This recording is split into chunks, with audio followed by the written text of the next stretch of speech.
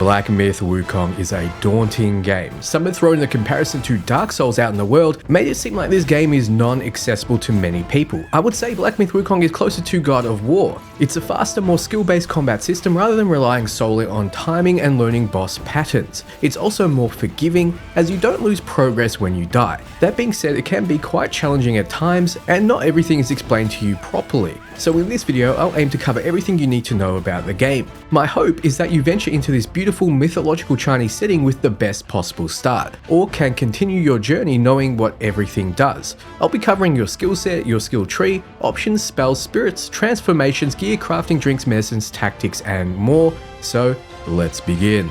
The first and most important basic you need to know is how you attack and defend. Your light attack builds up focus and deals a low amount of damage to enemies. It's useful at all stages of the game. Your heavy attack, if tapped, will deal a much slower strike that deals significantly more damage than your light. Early game you might hold off from using this without points, as heavy will seem cumbersome. You can take hits as you cast it, which most of the time knocks you out of the animation. However, with some investment, which we'll talk about soon, it will be your best way of taking out bosses. You can charge your heavy by leaving it pressed in. Doing so will charge up your focus bar bottom right until it reaches its maximum. Then releasing it will start a heavy attack. More focus points consumed, more damage. Keep in mind this will consume your stamina, the bar below your mana, bottom left. Stamina is used for unleashing attacks, sprinting, and dodging, so keep an eye on it and don't spam your attacks too much. Focus, once charged by a light attack and later on other means, can be used up to unleash a heavy attack. Just by pressing heavy outside of a combo, it will consume the focus points you have and deal damage accordingly. But if you hold down heavy, you'll charge focus like mentioned before, but you won't keep it, as when you let it go, it will be consumed to unleash the heavy, consuming your stamina. Dodging also consumes your stamina. Dodging is arguably the most important skill. There's no blocking in this game and a very limited spell-based parry, so you'll need to get comfortable dodging attacks. A perfectly timed dodge right before a strike hits you will reward you with some extra focus and a brief time slow. You'll know you got it off successfully when you hear the sound effect.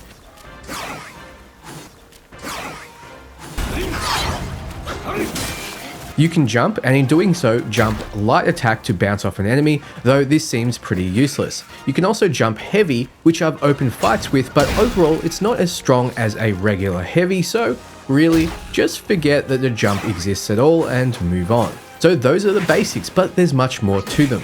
In order to truly see your combat options, we need to visit the skill tree. But before we do that, let's take a look at your actual options. In the gameplay section, you have options for auto lock on and auto target. You can lock onto enemies you face with a click of your thumbstick or button, but when they disappear, go underground or fly off, you'll lose the lock. With auto lock on when attacking, you needn't worry about targeting anymore. But do remember to hit the button to untarget when you need to line up an attack or run away. I also personally turn on damage numbers so I can see what part of my build is working and when I crit. Moving on, don't be afraid to play around with your skill tree, as you can always reset points at any shrine. I don't want to tell you how to build your character, but there are fundamentals that every build needs. Your first tab is the Foundations tab, and it is, as the name suggests, the fundamentals I was talking about, the vegetables you need to consume to get big and strong. This is where I recommend you start dumping your points. Yes, I know, it's boring, but what you get here is truly core if you want to have a good time. First, we'll be aiming to get Composure. It makes it so dodging no longer interrupts your light attack combo, so you can reach the powerful end to your light attack combo even if you need to dodge out the way of an incoming attack. This might not sound like much, but you'll miss it if you ever remove it. Along the way, you'll get Simian Agility to reduce the stamina cost of dodging, because yes, you'll be doing that a lot. Think of it this way, it's a DPS skill because you'll be spending less time being hit and more time doing the hitting. Once you have Composure, you can move on. Though not as core, investing in the martial arts tree will save you a lot of pain. It will make your basic attacks more potent and you'll be using them a lot. Though many guides will suggest going down the right side of the tree, starting with Mobile Spin, I don't feel this is needed. If you're having trouble with arrows, simply learn to tap your spin before they hit. You can also dodge or get behind an enemy because friendly fire is on, so they'll shoot each other. Now, other points of interest here are the nodes in the survival tree. You can dump points here when you have some spare. Mana is always good to get, as spells in Wukong are extremely powerful to offset your limited mana. But what will really recharge you is turning on DLSS and true ray tracing. It will drastically improve your experience. I've been playing on my brand new MSI Project Zero build with an MSI GeForce RTX 4090, and it looks absolutely breathtaking. So the Trifroza 3 thermal design enhances heat dissipation, providing exceptional thermal performance and ultra quiet acoustics. The fans even switch off when the GPU isn't working hard, which is handy when I'm recording. Also, with Nvidia's Ada Lovelace architecture, I've been using AI enhanced video thanks to Nvidia Broadcast, along with other next-gen features. In a game like this where every frame counts, Nvidia's DLSS 3 can drastically improve your frames per second by using advanced AI to essentially fill in the gaps. I'm pushing frames into the hundreds even with full ray tracing on, which will make lighting pop more than ever. You'll also see much more immersive detail. There's one itsy bitsy problem though. Once you experience both of these, you're not going to want to play any other way, so thanks to Nvidia and MSI for sponsoring this video. Now we jump to the staff stances section. Different stances give you different heavy attack options. Observe the 3 skills on the left: Focus Attack 2, 3, and 4. These are your gatekeeping skills. Once you get 3 points in the top section of the tree, Focus Attack 2 will automatically unlock. 10 points for Focus Attack 3 and 20 for Focus Attack 4. Now this may make you think you need to spread out your points. You shouldn't. It's best to pick a stance and put all your points into it. Experiment with all 3 and see which you prefer. You do want to get Focus Attack 4, as more focus points you consume, the bigger your heavy attack will be when unleashed. I personally prefer Smash stance, as you can perform a heavy while moving. Note that each stance has a way to perform a heavy attack during a light combo. These heavies will come out quickly, consume a focus point, but do less damage than a regular heavy. Smash stance has Resolute Counter Flow, Sweeping Gale for Pillar stance, and Offense in Defense for Thrust stance. For all 3, you can interrupt your light attack combo by pressing heavy. So tap light a few times and press heavy to unleash it whenever you want, in order to deal a bit more damage. So those are the skills that will influence your dodges, light attacks, and heavy attacks. So besides these, you have spells. Spells don't use focus, rather they use the blue bar bottom left, your mana, as well as having their own unique cooldowns. At least early on, you have no way to restore mana outside of resting at a shrine. So spells are, for all intents and purposes, limited. You'll learn new ones as you progress through the game, with your first being Immobilize. This stays powerful all throughout the game.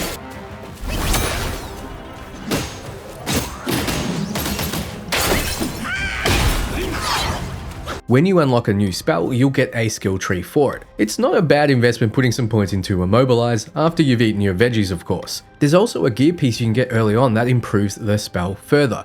Like your stances, experiment here with your free skill tree respecs. You can't move spells around. Each has a particular slot. Immobilize is in the Mysticism slot, for example, so you'll need to choose between this and Ring of Fire, which you activate by pressing 1 on the keyboard or holding the trigger and pressing X. In my opinion, Immobilize is an easy choice between this and Ring of Fire. Then we have transformations. You'll get one early on and very few far between. I don't recommend investing points into the transformation skill tree, as it's expensive and the boosts you get to your transformations don't seem incredible, at least math-wise. Transformations are rare abilities to turn you into a creature. You have a new health bar, so if it depletes, you simply turn back into the chosen one.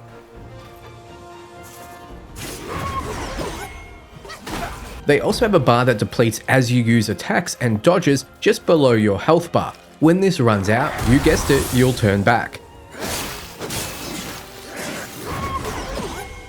Your rightmost slot is reserved for one transformation. The difference between spells and transformations is that transformations use a considerable cooldown rather than mana. This means using a transformation early will give you more uses out of it per boss fight. That extra health bar comes in clutch more than your transformation's new skills actually do.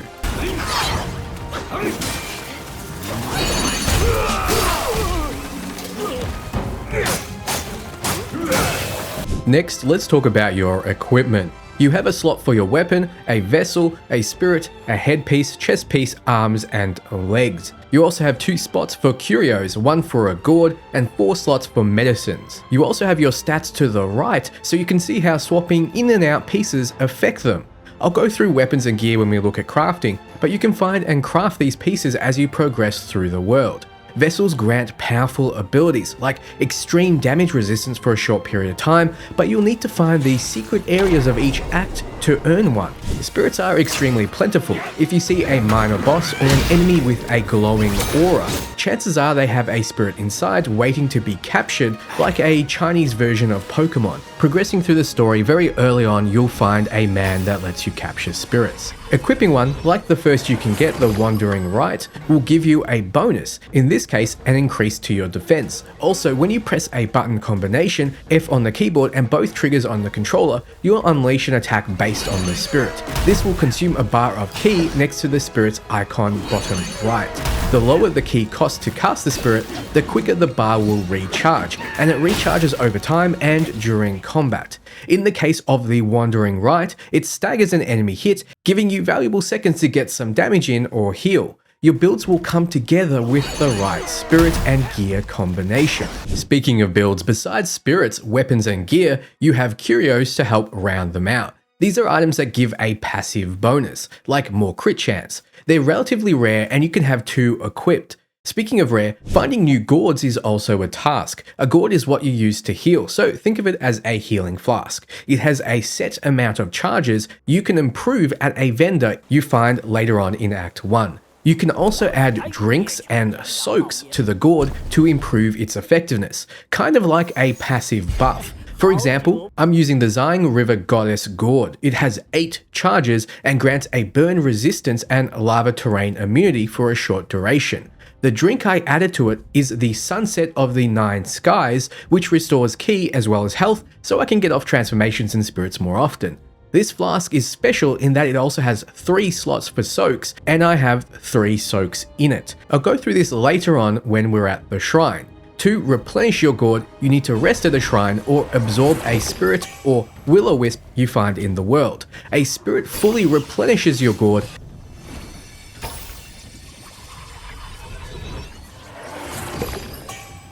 and a will-o-wisp only replenishes based on how many wisps you absorbed. So if you have a little bit of damage taken, take a drink, then absorb a spirit or a will-o-wisp to restore that gourd. Then we have medicines. You can drink and therefore consume a medicine permanently from your menu or on your bar. Keep in mind you can't pause during a fight. You can equip up to 4 different kinds of medicines here, so let's just jump into the shrine so I can show off your crafting options. Your first option at a shrine is to rest. This will restore your health, mana, stamina, gourd charges, ki, and complete your cooldowns. You'll be in tip-top shape to start hunting monsters. However, resting also respawns enemies you've defeated. When you die, you won't lose anything. You'll simply respawn back at your last visited shrine, fully rested with all monsters spawned. You can easily run past most enemies, so don't be afraid of death. Your next option is travel. This will let you teleport to any previously visited shrine. You'll sometimes notice a person icon over some locations. This is a person of interest, most likely a vendor. It's marked to remind you. One such example is the vendor that will upgrade your gourd. So try to visit every chance you get for new stock and new upgrades. Self-advance is where you set the spells you want to bring with you on your journey. Once you set out, you can't change them until you visit a shrine. This is also where you set your transformations. Check back here often, as there was a time I earned a new transformation but didn't realize it. You can also reignite sparks. I've been calling sparks skill points for your benefit, but the game calls them sparks. This is where you reset them and take another whack at your skill tree. You can do this as often as you like at a shrine. Here is also where you upgrade your spirits. Using will, which is your currency, and crafting materials you can buy, find in the world, or that drop off bosses, you can upgrade their effectiveness. For example, if you want to get the Wandering Right to level 5, I need 1 knot of voidness and 9,000 will. Note the upgraded effect. Sometimes your passive bonuses will improve. Now we get to crafting. First is weapons. You'll find new ingredients off bosses which give new recipes for both armor and weapons throughout the game, so constantly check back here. In the case of weapons, you can craft the base version, then click on it to see its upgrade path. My creepy spider celestial staff was upgraded from the chitin staff, but has another path I have yet to discover. The Willowwood staff has a range of upgrades that increased as I played the game. You'll see here the Long Wreath upgrade requires an ingredient I haven't discovered, but I learnt of this recipe when I acquired the Thundertail from a secret boss. Staffs provide most of your damage, but also sometimes provide other stats like crit chance and defense. Next is your armor crafting. Notice that most armors come in sets, and getting a number of pieces of that set will give you a bonus. I have the golden legendary set. This mask gives a unique effect of granting massive focus for using spirit skills. Having 2 pieces of this set gives me an attack increase after using a spirit or a vessel, and 4 pieces gives me ki for killing enemies or getting a crit, hence why I've increased my crit to 21%. This combination ensures I can use my spirit as often as possible. If you're unsure what moderate or any of the other wording means, you can look at your stats to the right and how your gear affects it. Every act you should look to make a new set of armor, as the materials you collect and use mostly only apply to specific set pieces, and the will you need to use to craft can be replenished easily by selling gold in the shop or finding wisps in the world. Now we learn more about drinks and soaks. By hitting the brew part of the shrine, you see the drink within your gourd. We saw the gourd equipped already. Think of that as your drink's casing. Inside my case is the Sunset of Nine Skies drink. Gives 35% max health back and gives ki. Once again, so I can cast my spirits more often. You'll start with a drink that just gives you max health back. I've soaked this drink in 3 different kinds of soaks, and you'll just start with the option to soak it in 1. Laurel Buds, B Mountain Stone, and Iron Pellet. Soaks have different rarities and can be added to drinks to give them another effect. In my case, increasing damage reduction when drunk, a chance not to consume a charge when drunk, and even more damage reduction and the ability to shrug off being interrupted when drunk. Gee, I sound like I'm a real advocate for getting drunk. Maybe I should say when you take a sip instead. Soaks and drinks aren't consumables. Rather, think of them as gear pieces. Once you find one, it's with you for good, even if you consume it. Only medicines are consumed on use. Speaking of, let's skip the shop for now and look at medicines. Here you can craft in a more traditional way, using crafting materials like mushrooms you find on the ground to make consumable potions. Doing anything from increasing your critical hit chance for a while to removing burn and giving you fire resistance. I can't stress enough how liberal you should be here. Make as many as you can and use them as often as you can against bosses. There's no need to save anything for a rainy day because, worst case, you can buy the materials you need to make more or straight up buy medicine from the store. If you're lacking a crafting material, either to craft weapons, gear, medicines, or upgrade something, you may find it here. Also, you can sell the gold you find here too for will, which is your currency. I didn't come across a time where I was really lacking for will. As long as you don't go ham every chance you get, you'll be the same. During your travels, you'll find meditation spots which grant a skill point when used. You can visit the journal in order to see how many you've collected and still need to collect in each act. Explore as much as you can, as the spirits and items you find will help you on your journey. Plus, you only get one chance to have a first experience, and coming back to explore areas after completing will make you feel over-leveled and make you feel under-leveled if you skip them. So fighting bosses is the main attraction of Black Myth Wukong. How you approach each boss is different based on your build and who you are fighting. My basic advice is to make sure you center yourself first, dodge the initial opening salvo, which is usually the boss's big attack, then cast a spell like Immobilize and get some hits in. Usually charging a heavy and getting one off will knock the enemy to the ground briefly, so you can follow up with damage by using all your focus points. Either a big heavy attack or mixing in a heavy during your light attack combo. Then use your transformation so you can start its cooldown, and as a nice side effect, you'll transfer your built up focus in that form into focus on your actual character when you transform back. Then you can start with the heavies again. Don't hold back. Use all the tools you have available. That means your mana, your transformations, your spirits, your vessels, your medicine, which might be hard to do mid-fight, but don't forget, you can use your medicines for a boost to your character or cure any elemental effect you have on you. Your bigger skills like heavy attack, spirits, or pluck of many spell can be interrupted by taking damage, so be careful when you use them. Usually the best time is after a boss's big attack when they're sizing you up. Some people people say the best time is when the boss is prone after being knocked down or immobilized by your spell or after its own big attack, but really this is the best time to attack and get in some big damage or even heal if you're low. Learning when to dodge and when to attack is invaluable too. This is an Elden Ring, so standing and waiting isn't the play, but neither is spamming light attack with reckless abandon. When you see a wind up, get ready and press dodge right as an attack hits you in order to get your perfect dodge. Use that moment of time slow to get in extra damage. There isn't a silver bullet, you're just going to have to learn to use the tools available. When you start getting tilted, leave the boss and explore elsewhere. You can always return after a few levels, and that does wonders. So that's everything. What do you think? More or less prepared? If you have any tips I missed, be sure to let me know below. Thanks for watching, and you'll help me out a lot by doing the typical YouTube stuff if this was helpful. Until next time, ciao friends.